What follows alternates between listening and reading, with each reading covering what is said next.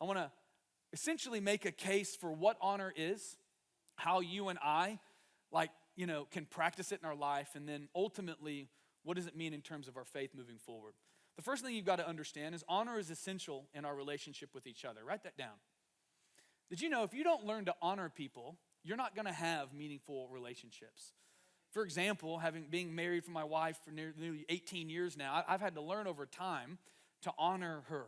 Here's how this looks practically. For me, I'm really busy. You can imagine she's a physician. She's really busy. We have to be really connected on our schedules in a big way. If something happens at church or something happens during the day or gets added to my schedule that's going to cause me to be late, okay, here's what I do. Right when I know that that's going to happen, I pick up the phone and I let her know. So if she's cooking dinner, if she has a plan with the kids, I honor her, right, by calling her and letting her know I'm going to be late. Now, I also extend my own life. Come on, somebody. Because should I not call her and let her know, I may die. Come on, anybody. But it doesn't just start with me. I then have to make sure that the little people we've created together with God, that they also honor her. You know, there are 3 reasons that you get a whooping in my house. I do still give whoopings in my house. Some of y'all, you give too many. Some of y'all don't give enough. Come on. If you do it right, you don't have to do it a lot. But there are 3 reasons that I give a spanking in our house. The first is they lie. My kids lie. Nope, automatic spanking. You tell me the truth, you dodge the paddle. Come on. The next is they disrespect authority. We take authority very seriously, how they speak to police officers, how they deal with teachers. We may not let the teachers pick their library books, but we make sure that they honor their teachers. That's a couple weeks ago. Go back and listen. Okay, honor, you just respect authority. You know, spanking. And you know what the third one is? You mess with mom. By the way, they mess with me all the time and don't get a spanking. They mess with me, they mouth off, but man, you mess with mom, there's a line and they know. They know that on the other side of that line, it's a big deal. What is that? I have to train my kids to honor. You know, we don't come out of the womb knowing to honor. This is something that we don't naturally move from dishonor to honor, ever. We always move from honor to dishonor. That's how it works in our family.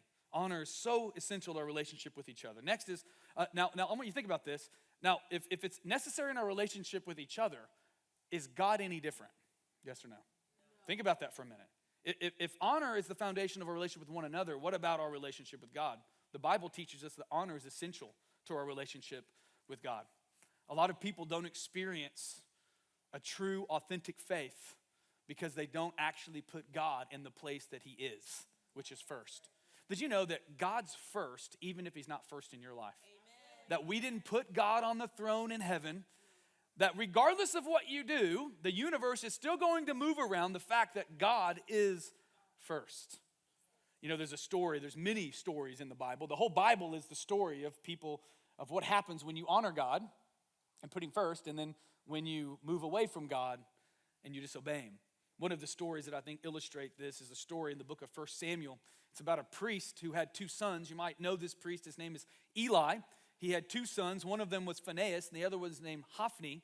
And their dad was the high priest. Okay, but as Phinehas and Hophni grew up, their dad did not teach them how to honor. As a result, they grew up and they didn't honor God. Then they started serving in the house of God, and they actually used their positions in the temple to take advantage.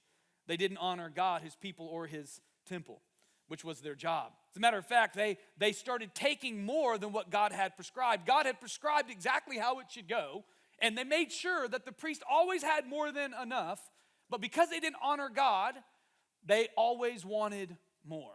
They wanted to take more. They started skimming off the top of God's sacrifices. They started taking advantage of God's people. Literally, women would come to the temple to offer their sacrifices to God, and they would manipulate them into sexual relations. It was absolutely an abomination to God. They had no honor. And the truth is, Eli knew about it, but he didn't stop it. So one day, God sent a messenger to Eli, and the messenger said this in 1 Samuel 2:29. So why do you scorn my sacrifices and offerings? Why do you give your sons more honor than you give me? For you and they have become fat from the best offerings of my people Israel. Therefore, the Lord, the God of Israel, says, I promise that your branch of the tribe of Levi would always be my priest. but I will honor those who honor me. Look what he says, and I will despise those who think lightly of me. Our whole life as a believer, the moment we give our life to Christ, is learning how to continually keep God in that first place. Because if we're not careful, we get super familiar with who he is and how he works. Why is honor such a big deal to God? Man, I'm so glad you asked that question. I've got an answer. It's not about being boss. God knows that honor is a reflection of your heart. Why is it easier for us to talk about being Christian than it is to be a Christian? It comes down to honor. And that honor directly affects our heart. Look what Jesus says again to the Pharisees. These people honor me with their lips, but their hearts are far from me. What Jesus is saying here, that honor is a matter of the heart. He's saying that honor that is only talk isn't actual honor. Honor isn't honor until it's expressed in action, until it's expressed in action.